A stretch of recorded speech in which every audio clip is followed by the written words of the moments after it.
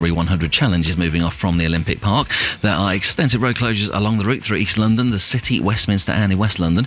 The riders cross the river at Chiswick, then go through Richmond Park, Kingston and into the Surrey Hills. The return route goes through Wimbledon and Putney before finishing on the Mall. Roads in East London, including the A12 southbound, should be back open by 11:15 this morning. For full details of all the road and bridge closures, head to our website at lbc.co.uk. Also on the roads in Staffordshire, the M54 westbound is closed. It's because of an accident at Junction 1, that's Cannock. LBC Travel, I'm Dave Goff. This is LBC from Global, leading Britain's conversation. The Nigel Farage Show.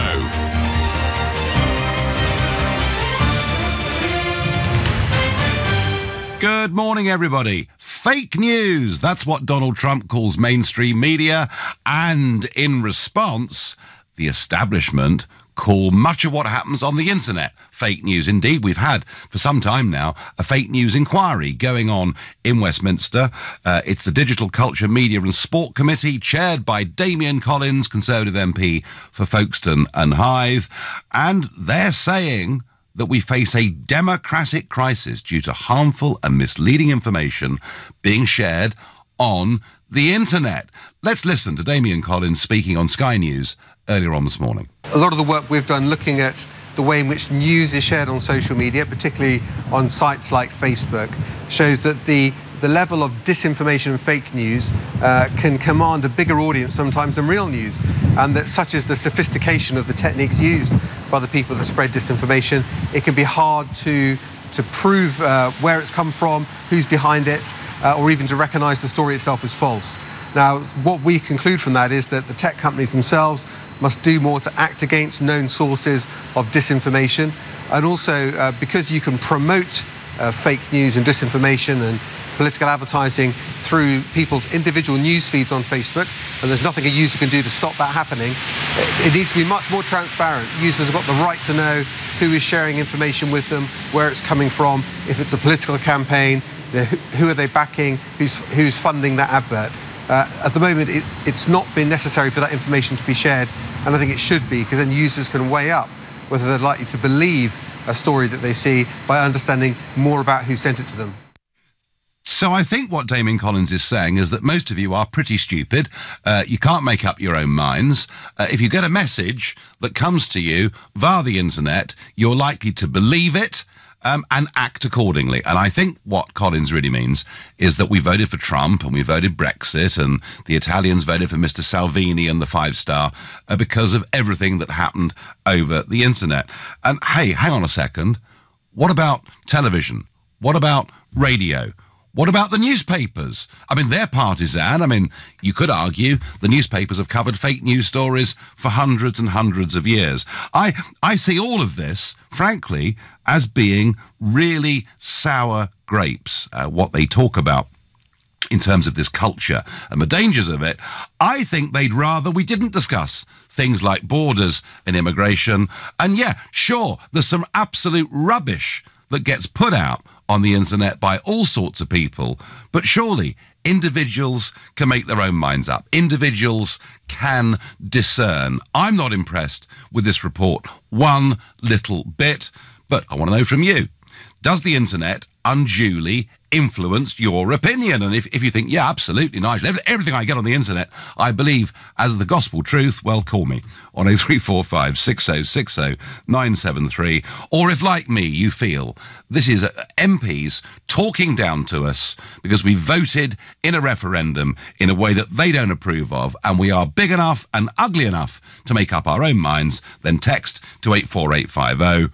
And maybe you think the whole thing is a load of nonsense, particularly given that newspapers have tried to influence people for centuries. So what, frankly, is the difference? And isn't it funny that when Obama harvested huge amounts of data on the internet, that was fine, but when Cambridge Analytica did it for Trump, suddenly that wasn't fine. If that's how you feel, please tweet using the hashtag Farage and LBC at LBC. And, of course, you can watch us on Facebook and you can comment there too on this rainy Sunday morning. It's been many, many weeks since we've been able to say that. And Mick says to me via SMS, the internet and media do not have any effect on my own. Crazy, stupid decisions. I make them all on my own. I like that. And on Twitter, I get the establishment are trying to get back because they want us to listen only to the mainstream media, aka the government's mouthpiece. And I have some sympathy with that view. Barry is my first caller this morning. He calls from Norwich. Barry, good morning. So do you believe everything that you get on Facebook? Oh, of course. Good man. Everything. I'm an ex-Sunday sport reader. You know, buses on the moon. No, Lancaster bomber found on the moon was my favourite, I think. Yeah. Honest to God, right, I come from a generation where we actually use our own brains, and it just beggars belief. I mean, you know, the internet is what it is. There's three things on there. You know, you can tell, but when they keep continuously pumping things at us all the time, I mean, oh my God, really? You know, about Facebook, if you put things on Facebook, the only information they're going to get from you is what you put on there. You know, if you put your personal stuff all over there, then they'll get your personal stuff. I mean, my Facebook profile's not even my real name. I live in New South Wales, Australia. My mum's younger than me. I've got a brother that lives in Wales. Yeah, right, honestly, right. Yeah, it's all made up. It's all virtual. It's exactly what it is. Barry, tell me, did you vote Brexit, Barry? Oh, yeah, I'm one of them silly people. Like, I voted Brexit. I don't know what I'm opening up when I open up an email. But did somebody... Now, come on, Barry, be honest. I mean, Damien Collins thinks that somebody hypnotised you on the internet. Is that right? Oh, yeah. I mean, all kinds of stuff happened. Yeah, I mean, I took myself to the polling booth all on my own.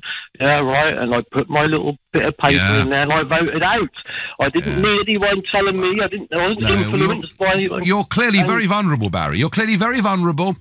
You've fallen prey to this. Because, you see, one of the recommendations that Damien Collins makes is that the Electoral Commission should regulate this more closely. But Tom Baldwin, who used to be one of the spin doctors for Tony Blair, Tom Baldwin actually wants all advertising, political advertising on the internet banned. What do you make of that? Oh, my God. I don't know what to say. I mean, it's the World Wide Web, so good luck with that. Exactly. But isn't it funny, Barry? Isn't it funny, Barry, that, you know, when Tom Baldwin was working for Tony Blair and when the BBC were treating Tony Blair as if he was the reincarnation of Jesus himself, that was fine. There was no difficulty with that. When the politics goes the other way, they want to blame everybody. Barry, I'm sorry about your vulnerabilities. Thank you for your call. David is calling from Hammersmith. Good morning, David. Hiya. Okay, so where do we start? Well, I don't know, you tell me. I mean, have you been influenced, David? I'm so influenced by this because it's so condescending. I mean, first of all, I know quite a lot about social media, so let's look at that banning thing. If you banned it, all that would happen is you would get posts created by fake accounts, the actual real fake news, not advertising is traceable. It's very, very hard to, I can go and generate 50 Twitter accounts. I've got software that can do that. And I can build a whole thing around sort of directing people. And it does astonish me, the amount of lemmings that there are who will sign up to anything. For instance, the other day, 80,000 people signed up for a 20-mile-an-hour speed limit, even though it would put more pollution. I mean, and these were the sort of tree huggers. So, don't kill my children and have a 20-mile-an-hour speed limit. But David, they're free to do that, aren't they? Even if they're wrong. You know what, they are. And here's the thing: I did not vote Brexit.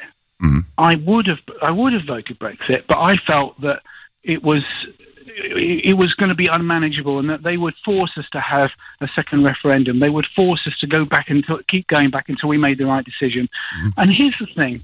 The one thing that has made me more politically against the EU is their behaviour, because what they have done is, rather than actually consider the 27 members and say, what are the interests of the remaining members, and let's weigh those up, they are weighing the interests of the institution of itself. Oh, yeah, Brussels first. It has become more important, and they say the right things to those other 27 members who themselves just think, oh, okay, we've got to do this, otherwise it might all collapse, God forbid. Actually, I think it's going to collapse anyway. The only thing they're interested in is our money. No, I agree with that. But David, the point is you're making your own mind up. You're not being hypnotised on the internet, are you? I'll tell you what's made my mind up is that gang of three. Okay, Juncker, Tusk and Barnier. That their behaviour, their comments, come on, what about Mr. Verhofstadt? Their unprofessional attitude, leaking this, leaking that, all of this nonsense. Oh, well, you know, I mean, the whole thing. And to be honest, I'm so disappointed in our people's ability to actually see In the past, David, I've called them a bunch of gangsters, and I'll tell you later on in the show what Matteo Salvini, the Deputy Prime Minister of Italy, has said about the EU over the weekend. Thank you for your call. Nigel, if we didn't have the internet, we would not have been able to see you battling at the EU for Britain's interest. The very reason why the TV stations don't show you is because your popularity would increase significantly. Peter, a lot of truth in that. I only really came to prominence because of YouTube, because I was giving speeches in the European Parliament, doing my stuff, pretty much ignored by mainstream media. It was YouTube that really set my political career on its way. And once I started getting hits on YouTube, then mainstream media started to cover me in a much, much bigger way. So I am hugely grateful to the freedom that is offered by the internet. We would never, ever have had a referendum if the internet didn't exist. And that, I think, is what Damien Collins and the others are all so upset about. However, I get on SMS, Nigel, Brexit only happened because of all the lies you and your associates peddled. Oh, right. What about the lie my parents were told? You're just joining a common market. Don't worry your little heads. It won't become political. Hey, they've been lying for 50 years, even if there were some inaccuracies in the referendum. You're listening to the Sunday edition of the Nigel Farage Show, exclusively on LBC, and it's now 10:15. Nick Ferrari at breakfast every weekday morning from 7, only on LBC. British police and the intelligence agencies used children as spies in covert operations against terrorist gangs and drug dealers. Shane, in the West Country. I was recruited as what's known as a chiz, and that was back when I was 18. Now, I was doing that for, probably about 12, 13 years. How exciting was it? To start with, it was quite glamorous. If you was to supply information that was to save somebody's life. Nick Ferrari at breakfast. With the Times, be not just informed, but well informed. So, you need a new car, but just found out you have less than perfect credit. Well, at Wheels for Sure, we've been helping people like you since 2012. And with hundreds of 5-star reviews from happy customers, we really do mean helping. At Wheels for Sure, you could drive away in a brand new car on a 3-year lease, with servicing, manufacturer's warranty and breakdown cover included. So, for affordable motoring, even with less than perfect credit, change your life today at wheelsforsure.com. Wheels for Sure is FCA regulated. T's and C's apply. The Mail on Sunday is Britain's best read Sunday paper, with 3 superb supplements. Plus, this weekend, get a free Best of the Proms CD, with over an hour of the world's best classical music. From Mozart, to Beethoven, to Holst. Pick up your glorious free Best of the Proms CD, only with this weekend's Mail on Sunday. Participating Tesco Express and Tesco Metro while stocks last. See newspaper for details. Every Tesco steak is at least 21 days matured for tenderness, so it's rich and dripping with flavour. Picture it now. Apparently you can taste with your eyes. You've just discovered how to taste with your ears. Food Love Stories, brought to you by Tesco. History is full of questions. What historical evidence lies in Jerusalem to prove the crucifixion of Christ really happened? Why were the Dead Sea Scrolls kept from the public for nearly 30 years? And how many pieces of art stolen by the Nazis are still buried beneath the mountains? The answers are waiting. Join me, Jamie Theakston, for the brand new series of Forbidden History, Thursday at 8 on the Yesterday TV channel. It's a high-pitched buzzing. It's an irritating static sound. It's an ever-present tone that won't go away. But if you suffer from tinnitus, it's time to take control with the award-winning Tinnitus Clinic. Visit thetinnitusclinic.co.uk and download your free information pack. 89% of our patients surveyed would recommend us, so take the first step towards hearing freedom at thetinnitusclinic.co.uk. You want a Maserati, but you need an SUV. Why not have both? Levante, the Maserati of SUVs. From £56,690 on the road, and now available with 0% finance. Search Maserati. Based on PCP sales only until the 31st of August 2018. Minimum 20% deposit, 24-month term, 10,000 miles per annum, subject to status. Participating dealers only. Maserati Financial Services. The Nigel Farage Show on LBC. Call 0345 6060 973.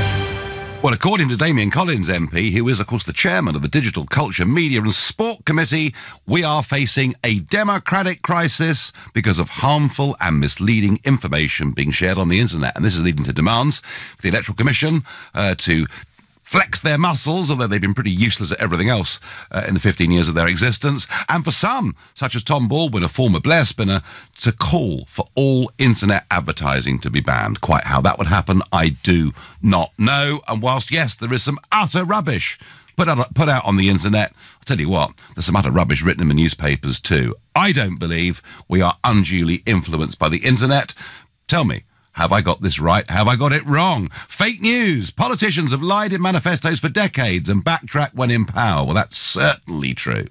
The solution to fake news should not be censorship, but more critical thinking. I get on Twitter. Well, we could do with more critical thinking right the way, I think, through our society. And Keith says Britain over the last 20 years made my mind up, couldn't care less about Twitter and about Facebook. And I wonder whether a lot of what's happening here is traditional mainstream media and our political class are angry because they're actually beginning to lose out. Sean is calling from Portsmouth. Good morning, Sean. Good morning, Nigel. Good morning. So, are you one of those people, Sean, that was influenced by something on your Facebook page? I've been studying a bit about mass media over the last year, Nigel, because I've been doing a sociology course. And for me, essentially what's happened, I think, is that the traditional sort of mediums for politics and current affairs are losing their grip on what's happening because they can no longer control the narrative anymore. You sort of alluded to it earlier. Facebook and Twitter's just gone so big and so global now that your traditional news channels like the BBCs and the CNNs of the world, that they essentially can't control what's happening. So that's why I think you're getting these politicians coming out saying that they want to put bans in place. The EU's obviously talking about bringing in copyright laws for YouTube as well. So I think this is why they're trying to do it, because they've effectively lost control and they don't know what to do about it. Yeah, I think, Sean, they also know, they know that Brexit wouldn't have happened and Trump wouldn't have happened without social media. And it's funny, when Mark Zuckerberg came to the European Parliament and I met him and questioned him, it sort of really was quite ironic, it seemed to me, that he'd created something that politically had the opposite effect to everything that he believed in. But I tell you what, Sean, is really interesting, is here's Collins today saying that things have been said on the internet that aren't right, people have been unduly influenced, and that's why we've had the results we've had. Actually, Sean, what I'd say, if you've studied this, maybe you agree, that since the Zuckerbergs woke up to what their medium had done, now the opposite is happening. Collins is out of date. Now you've got anybody with conservative opinions, centre-right opinions, now being prejudiced against on Twitter and on Facebook. Effectively, people on the right being shadow banned now. On some media platforms, I would agree with you, especially on TV. I don't know if you still watch BBC Question Time, but that has to be one of the most biased, loaded political programmes there is out there. Why is it biased, Sean? Because if you watch the programme every week, they load the panel with Remainers every week. Sean, you're being unreasonable. You're being unreasonable, Sean. They only have 4 Remainers on the panel and 1 Leaver. That's and it's almost every week, isn't it? I know. I can't believe it. No, Sean, my contention is Collins is totally wrong here. Actually, what you've now got are Facebook and Twitter, and Facebook, who say they're a platform for all ideas. Now they're acting more like a publisher and they're censoring people with conservative opinions. And I think we've got to kick back hard against Collins. Sean, I thank you for your call. Staying in the same area, we've got Trevor from Southampton. Good morning, Trevor. Good morning, Nigel. Wonderful show. And I am 100% with you on Brexit in every respect. So, you must have been duped on the internet then, Trevor. No, but I am similar age to you. I'm 56. I was brought up with the BBC, and I've always followed politics. Yep. Now, I believe that the establishment and the government tried every trick in the book to win the referendum. You know that. Yep. And I think that, your side of the argument won because of the strong public opinion for it. I don't think the referendum is representative at all. I think it's much stronger than that in the country. The problem I have today with the digital media is that it's young people. My daughter is 17, very intelligent. Mm-hmm. She never watches the BBC. She's never watched traditional news. She's only watched the telephone. Yeah. That's the problem. Young people have got a very different opinion. It's very interesting, Trevor. It's on Friday, I was with Hayley Hughes, who was in Love Island, and she was the one. Do you remember the clip when they were talking about Brexit? And she didn't know what Brexit was at all. And so I took her to the European Parliament office in London and tried to explain Brexit. But when you talk to her, and she's just a little bit older than your daughter, I said, well, Hayley, do you buy newspapers? No. Do you watch the news at 10 o'clock at night? No. Do you listen to, talk radio debates? No. And you're right. Everything she gets, same as your daughter, is what comes through the mobile phone. And isn't the problem here that actually our mainstream politicians just don't engage at all effectively with it? No, I totally agree with that. I mean, my daughter is a very intelligent studying A-levels, but she's got no understanding of politics and the wider world that we brought up. You probably discussed it with your parents and your grandfathers and your friends, and that's how we learnt what we learnt. I was brought up with the BBC. Now I can't even watch the BBC because the perceived bias is so blatant now on just about every news programme. I can't even watch it. And I used to watch every minute of political programmes. It's only Andrew Neil that's got any kind of balance on his programme. Yep. Everyone else is so... Well, some people hate Andrew Neil and think he should be banned from the BBC, but I think he's rather good, as you do. But Trevor, this young generation, you're quite right, that is how they get their news. So the idea that somehow, we ban political adverts or messaging on the internet is just nonsense. Trevor, I think this is partly a failure, of our political classes to engage with new forms of media, social media. I tell you, Trevor, who does engage with social media dramatically well? Donald Trump. I mean, I absolutely agree with you there, and I mean that's a whole different issue. Yeah. You're absolutely right. He absolutely realised the power of the new media. Yep. And all I'm worried about, the main thing I'm worried about, is the fact that young people like my daughter's age are not interested. They pick up on the trends and the sensational stories, and they believe so much, and they haven't got the background that we've got to rationalise the rubbish that we see. You and I know that 90% of it is rubbish. Yeah. But we can rationalise. But do you think she takes it literally? Well, no, what worries me is the fact that it's almost entertainment. You said about my daughter watches Love Island. Yeah. But she's not like that. She's kind of, she finds it entertaining, but she doesn't really believe that there's that class of people that don't understand about Brexit. Now, these people are the next generation. She's going to be voting at the next general election, and that's what really worries me. Trevor, my view is it's up to people in politics to engage with that generation and to get their views heard.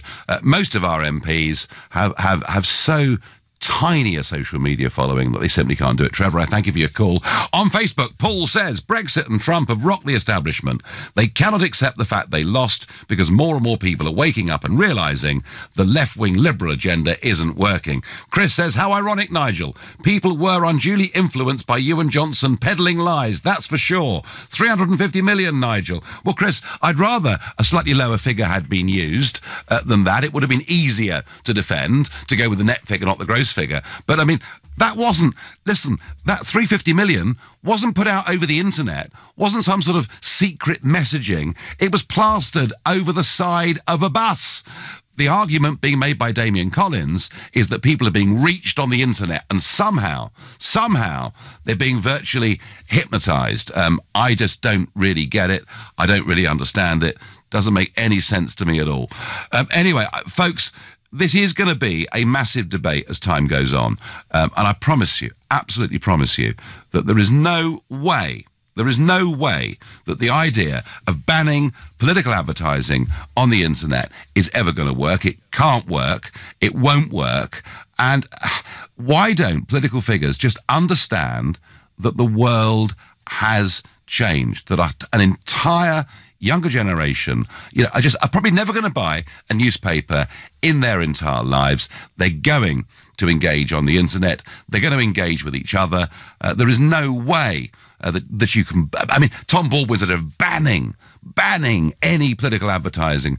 Why doesn't everyone get with the fact that not only has the world changed, but that actually the internet has been a great liberation? Even if the political class don't like the direction of travel, don't like the fact we've had Brexit, don't like the fact we've had Trump, that is the modern world that we are now living in. You're listening to the Sunday edition of the Nigel Farage Show. It is now 10:30 and time for the news. At least 5 people have been killed and thousands more have been evacuated from their homes as wildfires rage across northern California. A state of emergency has been declared as the fires enter their 6th day. At least 10 people are dead after an earthquake in Indonesia. Dozens more are injured after the 6.4 magnitude quake struck Lombok Island, which is next to Bali and popular with tourists. It's claimed the Qatar 2022 World Cup football bid broke FIFA rules. The Sunday Times reports Qatar used a public relations agency to spread fake propaganda about the United States and Australia. LBC weather, wet and windy across all parts of the UK during this morning and the afternoon, a high of 22 degrees. LBC Travel, the Ride London cycling event continues. The London to Surrey 100 Challenge is moving through East London, the City, Westminster and into West London. The riders then cross the river at Chiswick and go through Richmond Park, Kingston and into the Surrey Hills. The return route goes through Wimbledon and Putney before finishing on the Mall. Roads in East London, including the A12 southbound, should be back open by 11:15 this morning. For full details of all the road and bridge closures, head to our website at lbc.co.uk. Also on the roads in Staffordshire, the M54 westbound is closed. That's because of an accident at Junction 1 for Cannock. LBC Travel, I'm Dave Goff. This is LBC. The Mail on Sunday is Britain's best read Sunday paper, with 3 superb supplements. Plus this weekend, get a free Best of the Proms CD, with over an hour of the world's best classical music. From Mozart, to Beethoven, to Holst. Pick up your glorious free Best of the Proms CD. Only with this weekend's Mail on Sunday. Participating Tesco Express and Tesco Metro while stocks last. See newspaper for details. Singing along to the radio? Sorry to disturb you while you're loving life, but did you know with Co-op Funeral Care, you can plan and pay for your funeral in advance? Our unique Co-op commitment means we promise to cover the cost of your chosen funeral plan, even if you die before you've paid in full, all from £17.26 a month. So, sort your funeral plan today. Buy online, over the phone or in your local Co-op Funeral Care. Price based on a 50-year-old buying a simple funeral plan over 25 years. See coop.co.uk/commitment for details. You want a Maserati, but you need an SUV. Why not have both? Levante, the Maserati of SUVs. From £56,690 on the road, and now available with 0% finance. Search Maserati. Based on PCP sales only until the 31st of August 2018. Minimum 20% deposit, 24-month term, 10,000 miles per annum, subject to status, participating dealers only. Maserati Financial Services. Ocean Credit Card.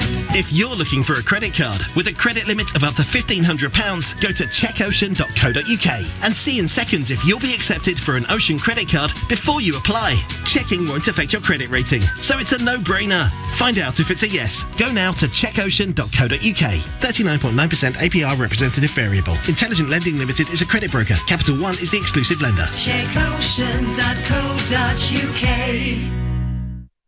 The Nigel Farage Show on LBC. Call 0345 6060 973. Do we face a democratic crisis in our country because of what is being said and put out over the internet? That's what Damien Collins MP seems to suggest. My view is the establishment's been rocked because the internet has given people a voice that they weren't otherwise getting. I think it's nonsense. I don't believe people were unduly influenced. But hey, Let me know what you think.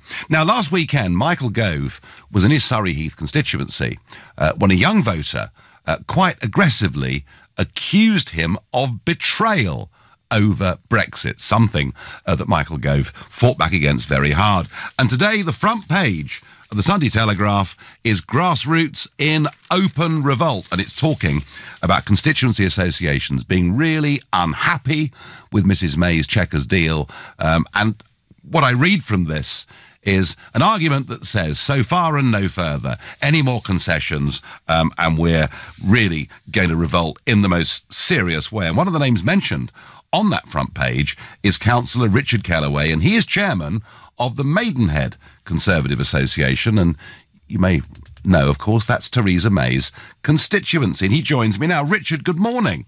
Good morning, Nigel. Good morning. Thank you very much for joining me.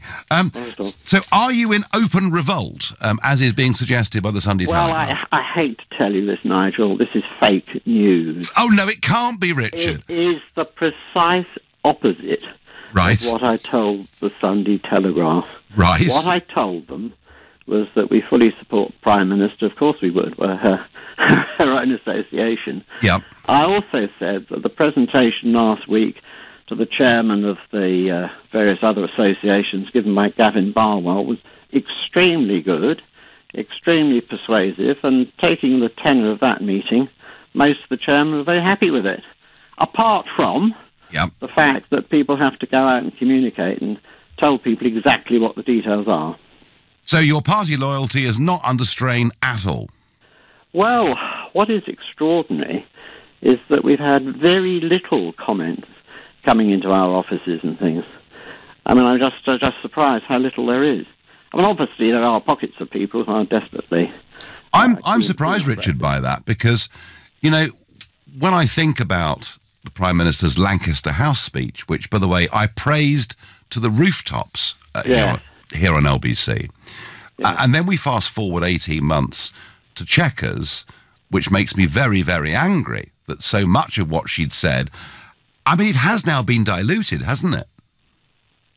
Yeah, I can't comment on the details, Nigel. All I'm saying is that what was presented by Downing Street persuaded me that I thought they were along the right tracks. And I also told the Sunday Telegraph that people like Daniel Hannan and indeed Michael Gove, who you mentioned earlier, are taking the view that it's not great, but it's just about okay, and you've got to get on and do something. OK, and would there be any... I mean, if any more concessions were made, does there come a point where you and the Maidenhead Conservatives would say to your MP, well, I think you've given too much away, Prime Minister? No. No. You will loyally support her through thick and thin. Well, look, Nigel, this is the wrong association to pick I know, but you're there. Your name's up in lights on the front page. That's why we wanted to speak to you. So, but I gave about a 20-minute interview. That was right at the end. Right. And fake news. The anodyne statement. Thank you for that. If you don't get anywhere, then that's probably the end. Well, everyone agrees with that. No, well, Richard, that's great. Can I just ask you, lastly, as someone that knows Mrs May reasonably well, do you think she's enjoying being Prime Minister?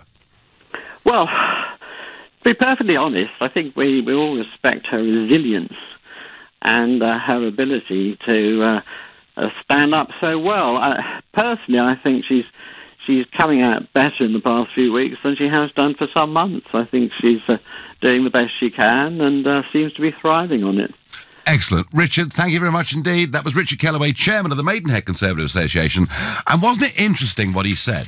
He said this Sunday Telegraph story that says Grassroots in open revolt over May's Brexit, when it refers to him and his association, that it's fake news.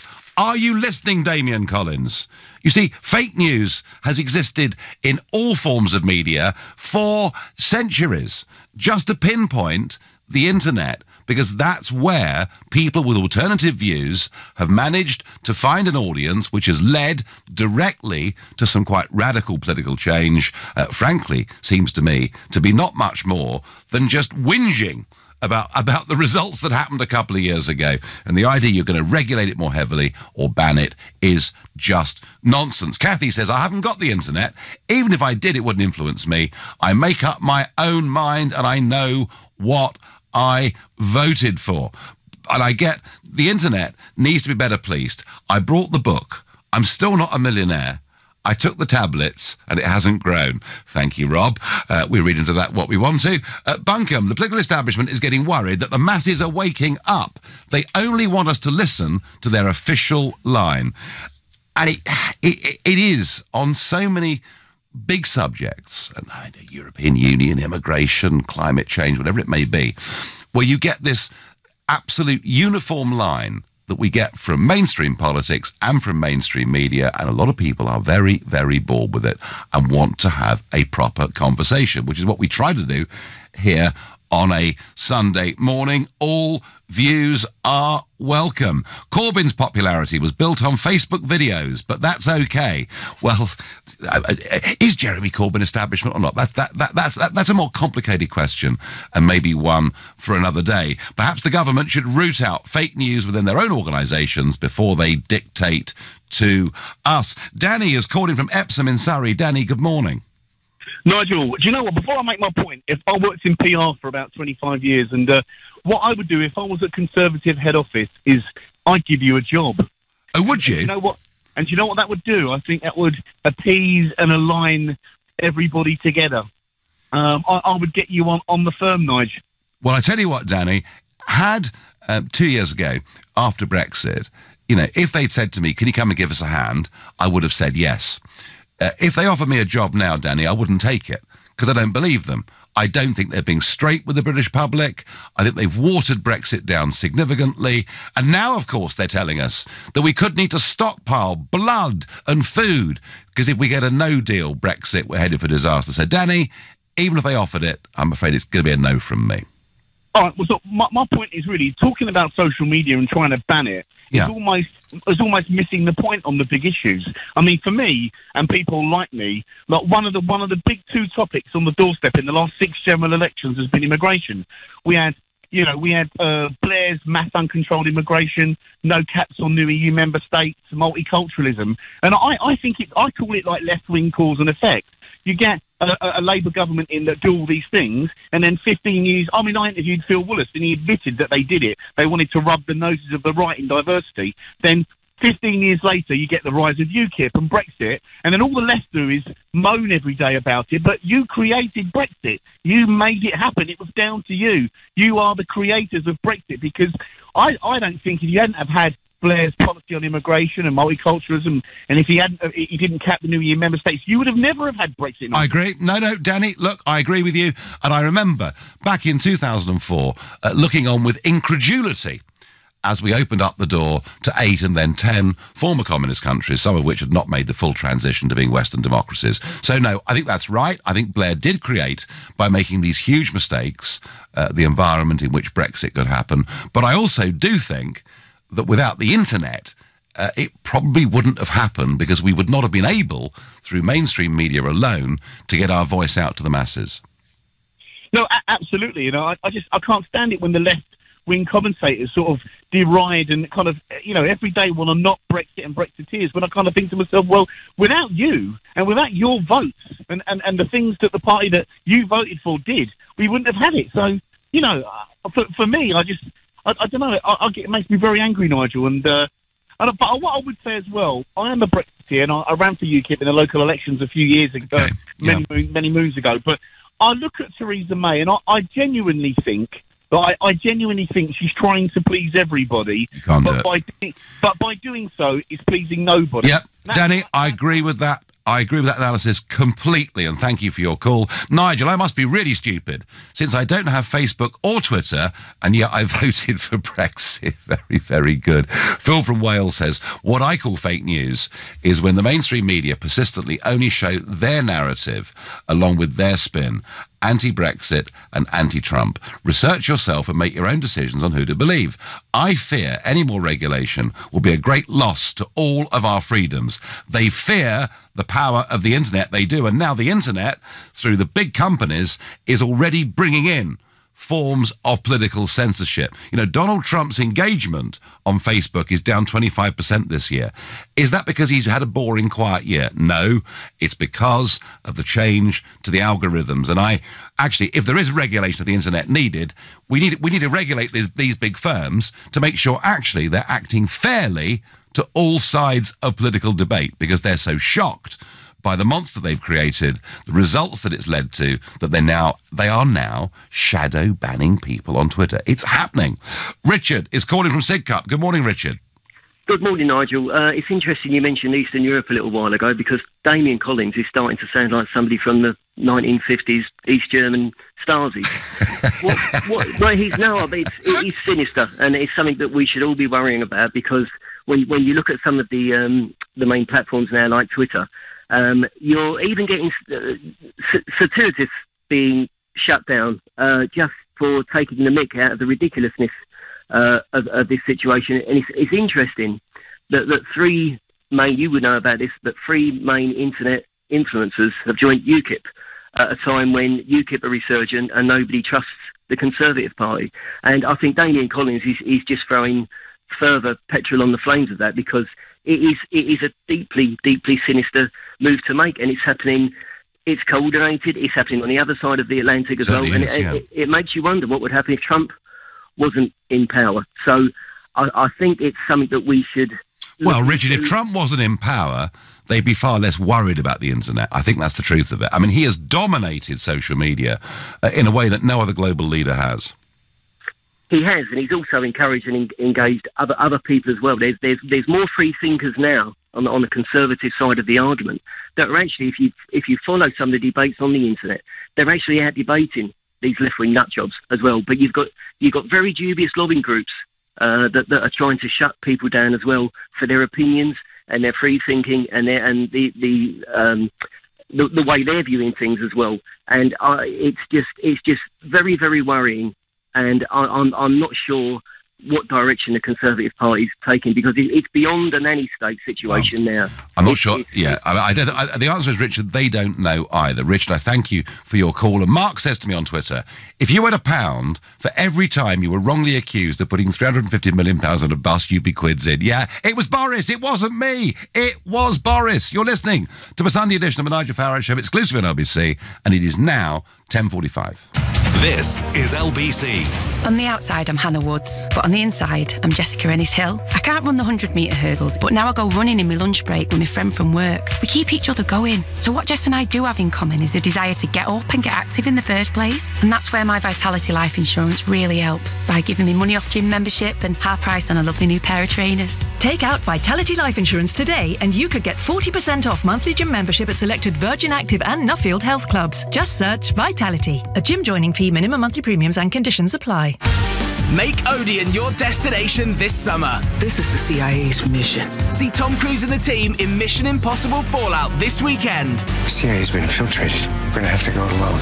For your chance to be entered into a competition to win over £1,000 worth of tech prizes, simply book your tickets online before July 29th. Conditions apply. Winner out. In. Book your tickets at odeon.co.uk for an unforgettable summer. Showtime. This week at Lidl, there are over 200 products at 99p. Like Muller yogurts and desserts, just 99p. Large packs of Walker's crisps, 99p. And a huge selection of Heinz products, also 99p. Best get down there ASAP. Offer starts Thursday the 19th of July. Subject to availability. Selected stores excludes NI. Millions of BT customers have just had their broadband price increased for the second time this year. The good news is, you've got 30 days from when they tell you to leave penalty-free.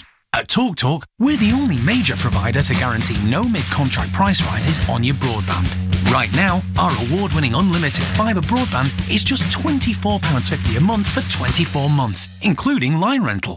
And as part of our big summer save, until the 16th of August, you can get 9 months of Sky Sports for just £15 a month when you take unlimited fibre. So say no to price rises and switch to TalkTalk today. TalkTalk, for everyone. Terms and conditions apply.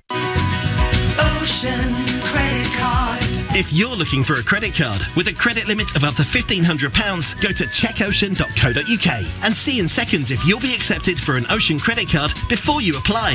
Checking won't affect your credit rating, so it's a no-brainer. Find out if it's a yes. Go now to checkocean.co.uk. 39.9% APR representative variable. Intelligent Lending Limited is a credit broker. Capital One is the exclusive lender. Checkocean.co.uk.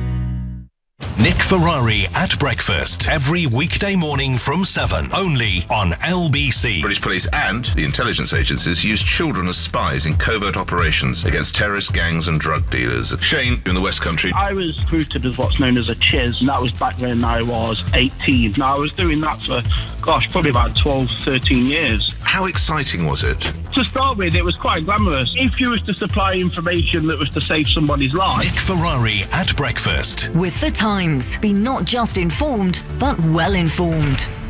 The Nigel Farage Show on LBC. Have you been unduly influenced by the internet? Damien Collins MP thinks that you probably have been. Interesting message on SMS. Just listen to the Conservative Association chairman from Maidenhead. I couldn't believe it. I recently spoke to my local chairman who said all local members think she's crossed her own red lines from a Lancaster House speech and want a leadership election now. Well, it's tough to know, isn't it? I mean, he was quoted, Richard Kellaway was quoted on the front page of a Sunday Telegraph, and he refutes the story. But, I did hear there was an incredibly heated meeting of the Orpington Conservative Association who gave Joe Johnson, I understand, quite a tough time. I think, Richard Kellaway, he is the chairman of that association. She is the Prime Minister. He made it clear he'd be loyal to her virtually whatever she did. I cannot believe that's the case in all Conservative associations across the country. And I'm certain there are millions of Conservative voters really scratching their heads and feeling pretty hot and bothered about the Chequers deal. And goodness knows what else is to come. Phil is calling from Cobham. Phil, were you influenced? Did someone send you a message on the internet that changed your life?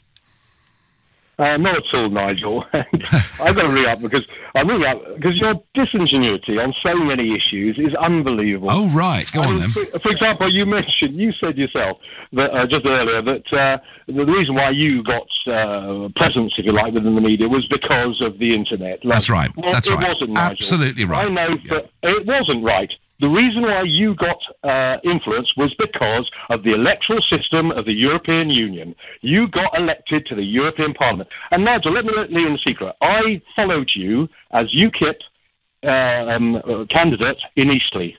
Mm-hmm. And I have changed my mind hugely. Obviously, poacher turned gamekeeper, but for very good reason. One of them is the internet, how it has dramatically changed the world that we live in. And it really gets me. When you're going to face up to the fact that this Anglo-Saxon dominated world of the last 2 centuries is going to come to an end. Oh, Phil, that's an entirely separate debate. But let's deal with your first point about disingenuity. So, I was elected to the European Parliament in 1999, right? And I remember in 2006 and 2007 very seriously thinking of not standing again for the European Parliament elections. I simply couldn't see the point. I was doing a lot of stuff over in Brussels. But the internet was just developing then, Nigel. It was just getting going. We're talking 20 years ago, basically. And it was, you're not giving what gave you the prime platform. Well, if you let me finish, I'll tell you. The fair electoral system in the European Union. And I really thought I'm wasting my time here, because whatever I do, I'm getting zero coverage. It's just reaching a few thousand people. It really isn't worth a light. And then, in 2008, the financial crisis came, and suddenly my speeches in the European Parliament were picked up by somebody in New York, and that would then bounce back onto lots and lots of people's computers and phones in this country. There's no question in my mind that what raised my profile more than any other single thing were half a dozen videos on YouTube. Without them, I would not have got the national prominence that I got, and UKIP in turn wouldn't have got the vote it got. Phil, I'm in no doubt that is absolutely, sincerely true. Nigel, as I said, if you had not had the electoral platform that you had, you would not be where you are. I remember the meeting, the extraordinary general meeting in the Barbican that UKIP had, where we decided whether we would take up seats. I was with the leader of the party at the time, Michael Holmes. We decided we didn't want to take up seats, but the decision went the other way. Now, if UKIP won them, which it was obvious that we were going to do. But as I said, Nigel, the world's changed. And you go on about, people being swayed, if you like, by the flimsiness of evidence. We've known that throughout history. You only look at religions. Of course, and that's why I'm saying the argument Damian Collins is making is ridiculous. He's arguing that just through the internet, false information is spread that unduly influences people, and it's been going on for centuries. I agree with that point. Phil, I thank you. I'm going to move on to Johnny, who's calling from Guildford. Hi, Johnny. Hiya. Hi, Nigel. Look, all news has... It's called propaganda, and everyone's doing it. It's not just RT are doing it, the BBC are doing it, you've been talking about, and it's always gone on, and it's generally in favour of the establishment, if not the government. And is that why Damian Collins is getting so upset? Because for the first time, it's not in favour of the establishment. It's fear. Someone else is doing it to him. And my kids are in their 20s. A gentleman talked about his teenagers. And they don't, they all get all their news from their phone as well. And they understand that they're being manipulated more than any other generation. Why there's been such a anti-establishment backlash. Yeah. And their big fear is the breakup of the two-party political system.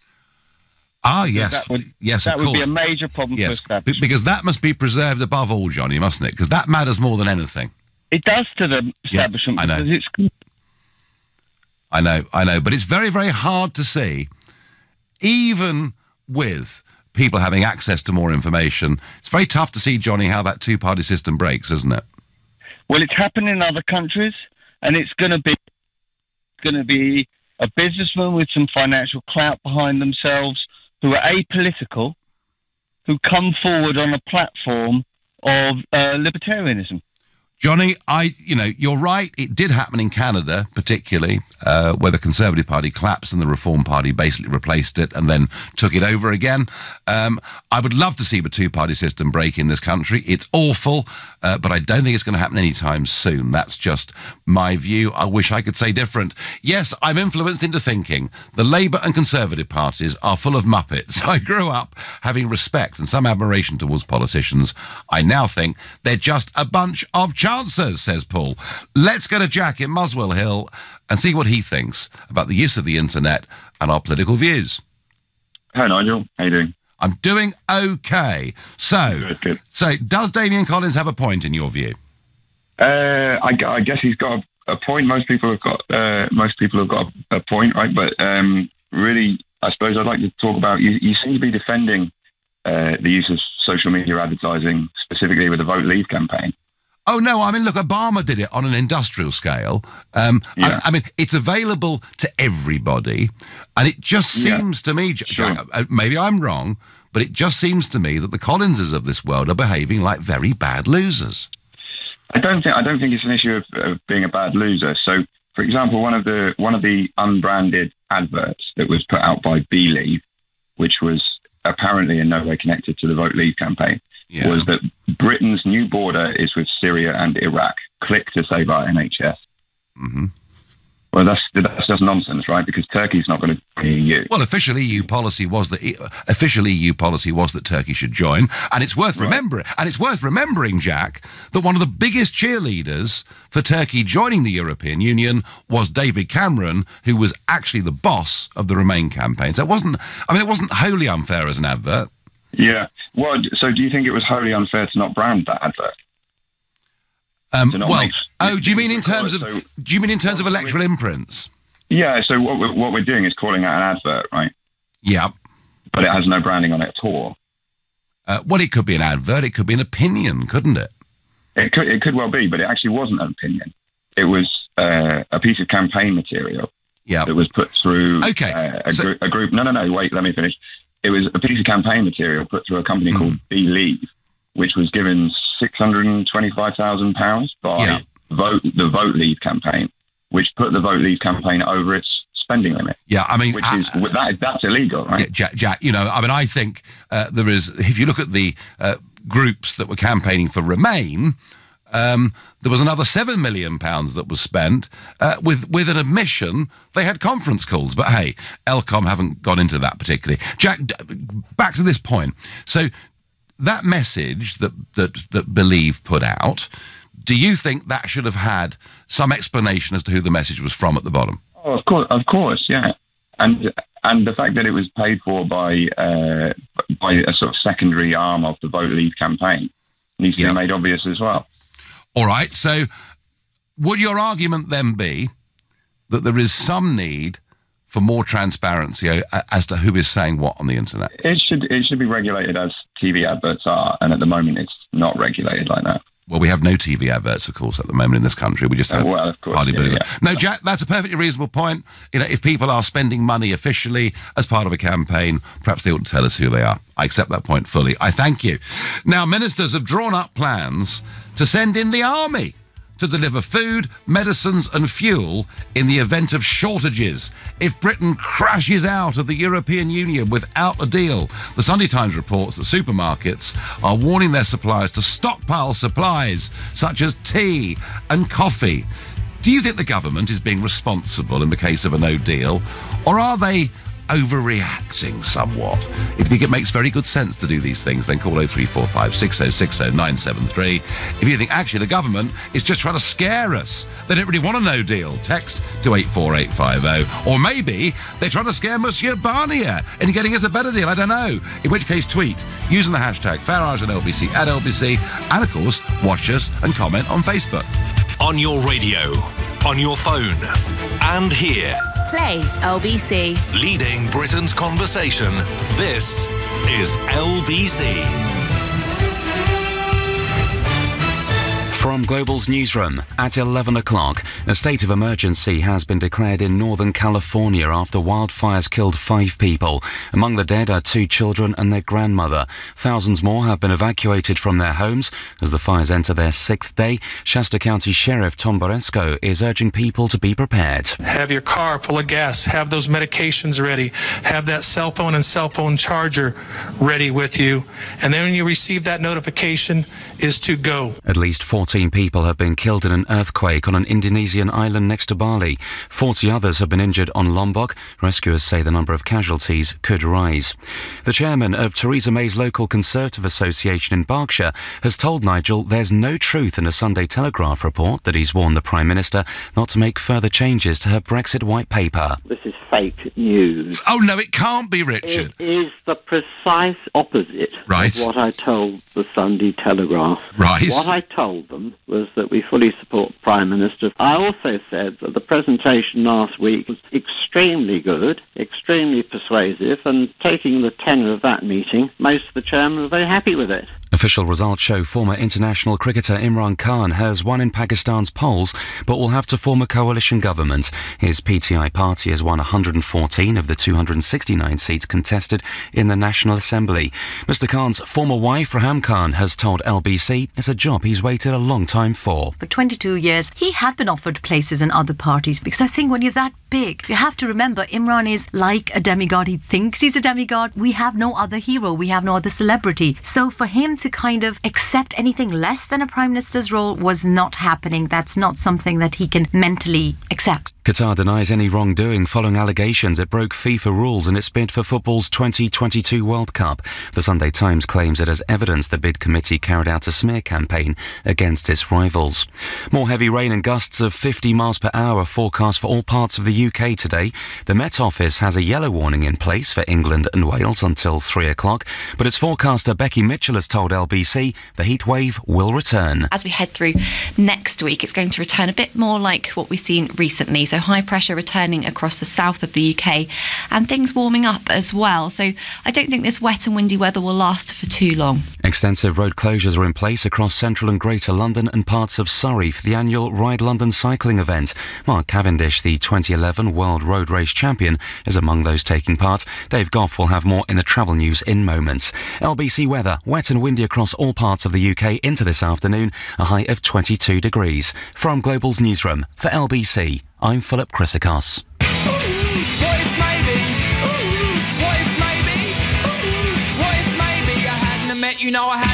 Be bolder this lunchtime. Grab a big flavour wrap from McDonald's, like the barbecue chicken and bacon one, with succulent crispy or grilled chicken, bacon and smoky barbecue sauce in a soft toasted tortilla wrap.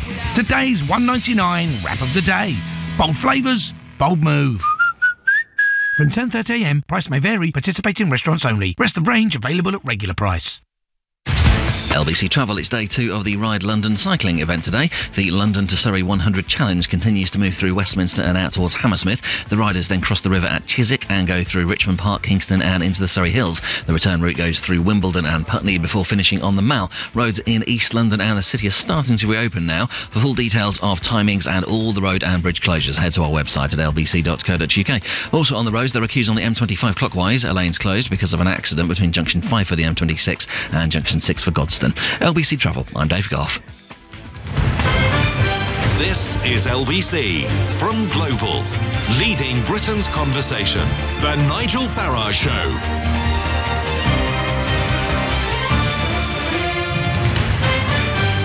So our government are preparing for a no deal, so they would have us believe. And to that end, there are plans being drawn up to get the army to deliver food, medicines and fuel in the event of shortages if Britain crashes out of the European Union without a deal. Even talk of stocks at blood banks being kept up, and supermarkets are being warned, make sure we've got enough tea and coffee in. I mean, it all sounds a bit like sort of 1939, as if something absolutely appalling is about to strike this country if we leave without a deal. Is the government being responsible in allowing us to know that these contingency plans are being set up? Do you think it's just common sense to do this, to prepare for us crashing out?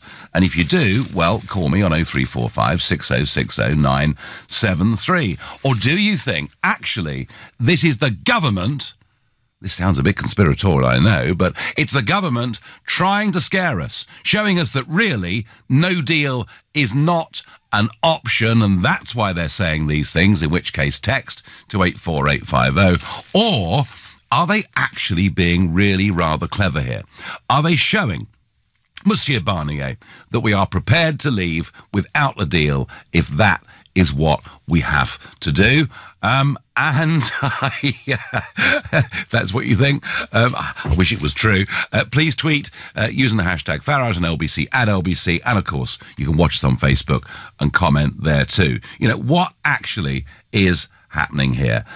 Why are they saying these things? Now, I suppose the argument is that at the border, we would have to put some kind of checks on everything that comes in, and that could lead to huge delays to normal supplies coming into this country.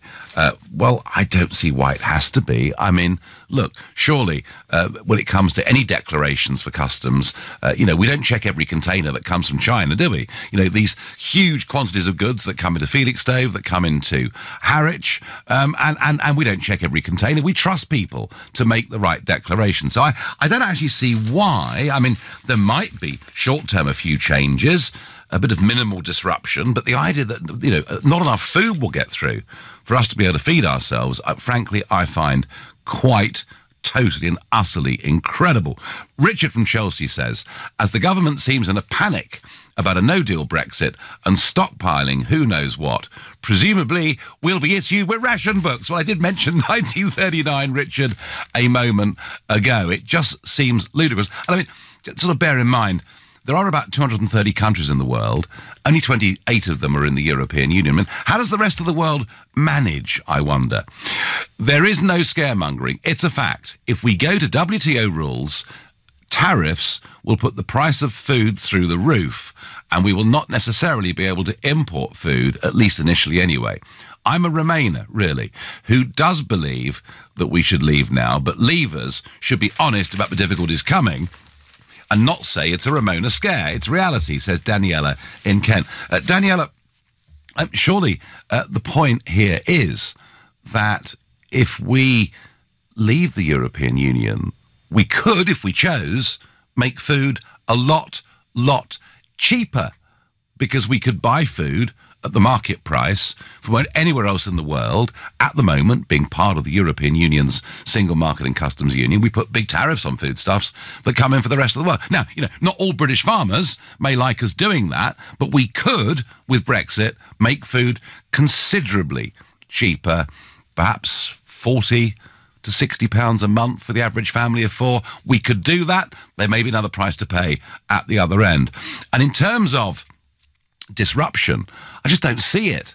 I mean, if lorries are coming through Dover with foodstuffs, even if we're living in some form of tariff regime, we'll just ask them to register online. This is exactly what happens in Detroit as agricultural goods go back and forth over the bridge from Canada into the USA. There are no border checks. There is a trusted trader scheme where people register what they're bringing into the country. That, to me, makes a whole lot more sense.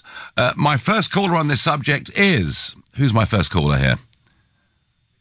Richard in Ealing. Richard, hello. Good morning. Good morning, Nigel. Thanks for taking my call. I think this is another example of fake news. Yep. Both food and medicine Yep. Have a closing date. And the British people are obsessed with closing dates, so you wouldn't be able to stockpile very much for very long unless you were stockpiling tins of baked beans. Yeah, but what? But hang on. Why should we need to stockpile anyway?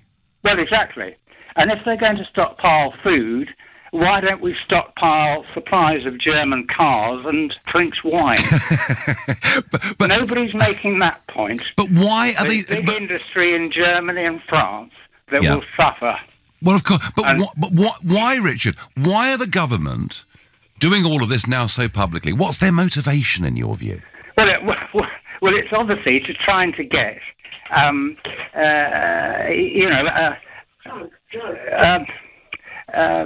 what's the word?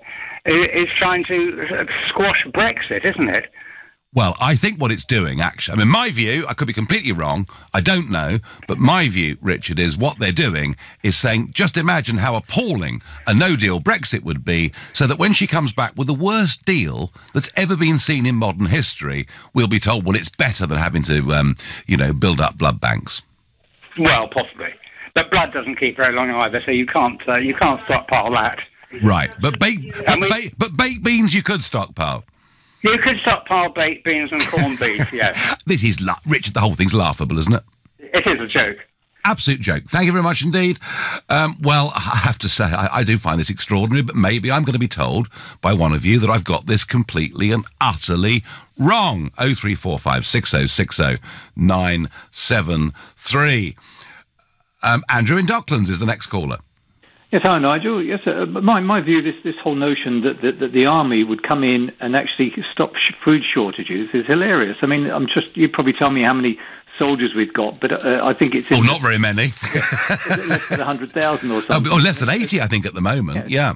And to think that they can actually do a better job than the hundreds of thousands of truck companies out there, distribution centres, all these businessmen saying, actually, look, there's a food shortage here because we can't bring stuff in here. We've already planned to bring it in from here, and the market will already correct itself. What is happening, in my opinion, is that the government is saying, we're going to take control of it to make damn sure it's a mess, just like they've taken over Brexit and made damn sure it's a mess. So you're being conspiratorial, Andrew. Well, I'm being factual because the army's got nothing to do with the free market. You know, that's an arm of government, and they're only good at handling crises. That's it, and creating. No. Well, Andrew, I feel the same as you, I have to say. Dave in Hornchurch, why are the government saying this, Dave? Oh, hi, Nigel. Good morning. Nigel, I was being incredibly boring the other morning. I was watching a programme on the TV. We grow more potatoes than we eat in this country. We're feeding them to pigs at the moment. Yep. We grow loads of wheat. We grow carrots, parsnips. We even grow sugar. I was telling somebody the other day, why don't you buy sugar in one particular supermarket because they only sell British sugar? At the end of the day, this is another scare campaign. They're just... What are they going to stop coming in? Bananas, oranges, lemons? Are you accusing the government of Project Fear, Dave? Well, of course it is. Of course it is. At the end of the day, people, unfortunately, will believe this. I've no doubt sometime in the next week or two, I'll go down the supermarket and they'll have cleared off all the tins of peaches or something of that order. Nigel, you couldn't make it up. Well, but maybe they're concerned that, you know, on day one of a new customs regime, there could be terrible chaos at Dover. Is that a credible argument? It's just a scare. Look, at the end of the day, as I said there, I was watching 7 o'clock one morning, didn't know what to do, was eating my breakfast, and I was flashing around the channels, and they said, we grow so many potatoes and bits and pieces in this country, particularly potatoes and staple food. We're not stockpiling it, we're feeding it to pigs because they don't know what to do with it. And also, Dave, what we could do is we could say, do you know what? All that water around this island, we'll start catching our own fish and eating them too. That wouldn't be a bad idea, would it? Leave me with this quick comment. I've just come back from the East Coast, and you're absolutely right. The UKIP section up at Lowestoft and Yarmouth have asked me to go and do a little talk there, but it's a long way to go just to do a little talk, 2 hours. But at the end of the day, they are spitting blood up there, Nigel. Spitting blood. You know, Dave, I think the greatest betrayal so far has been of our coastal communities. It is clear to me they have absolutely zero intention of taking back our territorial waters. Thank you. Going to go quickly to Anna in Potters Bar. Good morning, Anna. Hello, Nigel. First time caller to your show. Well, you're very welcome. You're very welcome. So are you reassured by what Mrs. May is saying, or scared by what she's saying? This is such a laughable situation. I was having a discussion on Twitter the other night with quite a few people, and it came to consensus that this is nothing but a complete scaremongering story. And this is our sort of theory, is that she's trying to scare the people. I think in your terms you would call the little people, the people absolutely. Yeah, the little people that didn't know what they were voting for. Because they're stupid. They're stupid, and Anna, they were influenced. They were influenced by people like you on Twitter. You see, fake news. Yeah, I mean, this is it, and they're trying to target those people into scaring the living daylights out of them. To basically say, look, there's no choice. We might as well just extend the Article 50, which would be a complete. I mean, why extend something? I mean, you know, like referring back to Mr. Trump and the tariff situation, he managed to do something in how many weeks it was, you know. Why do we need an extension on that? And that would be horrific anyway. But this is all about targeting that genre and basically, you know, hitting that I'm with you. I'm with you, Anna, but I'll make this prediction. The calls to extend Article 50 will be very, very loud in the months of September and early October, because that is what the establishment want to do. They want to postpone Article 50. It's going to be one, please everybody enjoy August. Hopefully the weather will get better. John Ketley's going to tell us about that very soon. But once September comes, that is going to be the next establishment play. You're listening to the Sunday edition of the Nigel Farage Show, exclusively on LBC, and it's now 11:16. LBC at the weekend. Andrew Castle. Brexit, as we know, is in the eye of the beholder, isn't it? The utter condemnation and dismissal of those who voted to leave by those who voted to remain is one of the most shocking byproducts of the whole debate for me. Patronising, sneering know-it-alls, well, they make my stomach turn, really. Liberal fascism is what it is. Leading Britain's conversation. Andrew Castle. Today from 3 on LBC. Make Odeon your destination this summer. Let's fly! See Ant-Man and the Wasp from August 2nd. You know, I'm an Avenger now. Yeah, so you've mentioned. Book between August 2nd to 5th and you'll get an exclusive Marvel Studios fan poster. Conditions apply. Wow, that is super cool. Book your tickets at odeon.co.uk for an unforgettable summer. Ant-Man and the Wasp teaming up.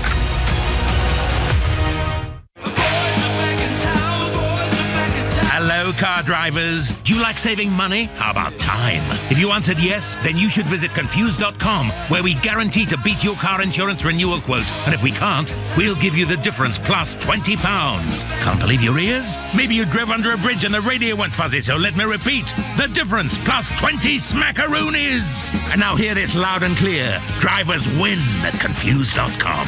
Full T's and C's online. Single annual policies only. Right now at Homebase, Sandtex 5-litre masonry paint was £29, now only £22. Homebase, always low prices, excludes clearance outlets. Oh, in the early days I couldn't keep my hands off you. Watching movies, playing games, zombie warriors attack New York. But now you've become really slow. I thought I was bad at doing more than one thing at a time. How can I get to level 6 while you're still buffering? Is your old tablet not up to speed? Upgrade to the Samsung Galaxy Tab S3 and you'll be the one having to keep up. Movies, emails, surfing the net. Do them all at once with the Tab S3's powerful processor. Discover the Samsung tablet range at your local retailer.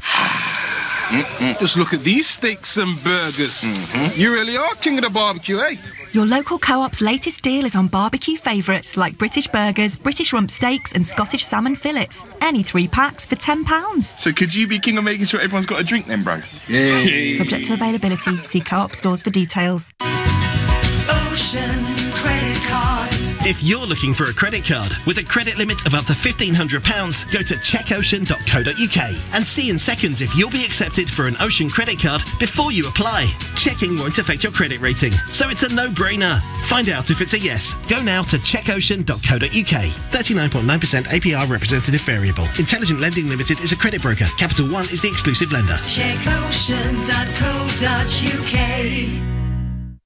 The Nigel Farage Show on LBC. Call 0345 6060 973. Well, the army could be called in because if we have a no-deal Brexit, there'll be no food. It'll all be a disaster. That's what the government apparently are planning for. And I'm asking, what are their motives? Are they trying to scare us into never, ever wanting to accept a no-deal or a WTO deal Brexit? Or is this a strong negotiating hand with the European Union and Brussels? And if it was, then surely they'd actually be warning the continent about what might happen to car sales and wine sales and all the rest of it. Now, Italy's Deputy Prime Minister has done an interview today with the Sunday Times. Matteo Salvini from the League, the Lega, and he said that the European Union are trying to swindle Britain out of the Brexit the public voted for. And he also says that Theresa May should take a tougher line in her Brexit negotiations with the EU, saying, "My experience in the European Parliament tells me, either you impose yourself or they swindle you." Well, I hope that doesn't mean me, because when Matteo Salvini first became an MP, he was in my group. I don't think he does, but I get the point. What he's saying is, and I've said this so many times on this show, the only things they respect in Brussels are strength. Frankly, you have to play the blackmail game with them, otherwise they will ride roughshod and walk all over you. And Salvini hinting that that's what's happening to our Prime Minister. I have to say, I do rather agree. So is it responsible of the government to tell us they're making plans for the army to step in if we don't get a deal with that lovely Monsieur Barnier? David is calling from Wimbledon. Good morning, David. I also hear that the Royal Navy is on standby for the 29th of March. I mean, for the floods of tears from all the Ramonas out there. Very good. But the point what I don't understand in all of this sort of narrative that we have in the sort of press, I mean, just continual about sort of Brexit and endless, isn't Remainers, I mean, trying to sort of change things, is why we are not seeing anything in terms of what the implications are of a no deal for the Germans, for the Italians, for the Spanish. I mean, we don't hear anything about that. It is always just one way. And it's not going to be like that, because I was in Crete a couple of weeks ago, and I was talking to a German who had a factory up in Essen. And he is deeply worried about what is happening. And he is saying, look, this whole thing is sort of completely ridiculous because we export into the UK and we're not being told anything. David, I've been saying for 18 months here that negotiating directly with the Eurocrats in Brussels is not the way to win. We should be negotiating with companies right across Europe that export to us and with governments across Europe. Now, very interestingly, Salvini, again, in this piece in the Sunday Times, says what other leading Italian politicians have said to me. They want Britain to have a free trade deal because they know it's in their interest to do so. Why is Mrs May not on an aeroplane to Rome tomorrow to get the Italian government to start helping to fight our corner? Because our corner is their corner, isn't it? Well, I agree. I mean, I find it absolutely incredible. I mean, with 9 months to go, our sort of politicians in Parliament have gone on holiday. Mrs May is sort of going off and sort of, walking around the sort of lakes, maybe seeing the odd leader here and there.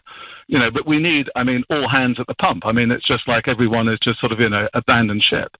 But I think the other thing that sort of concerns me about Brexit and the sort of direction that the government is taking is that Mrs May, seems to take the advice of unelected bureaucrats. Wow. I mean, at the moment it's Ollie Robbins. Yeah. At the last election it was Nicholas Timothy and Fiona Hill advising on what was the dementia tax and whatever. Yeah. She seems to have no confidence in any of her MPs or her ministers, but she has confidence, in people who are not elected. Isn't David, the whole Brexit process is our civil service negotiating with their civil service? Well, I think, that's almost what it looks like. But, at the end of the day, what I see here, look, I'm an ex-military man, is just a complete lack of leadership. I agree with what Boris was saying the other day. It's not too late. We need to take the fight to the EU as to why they need to have a deal with us and what the implications are of a no deal for Europe. So why, David? At the moment, is so the why, EU, David, did Boris not offer himself up as leader? He made these criticisms. That's going to happen.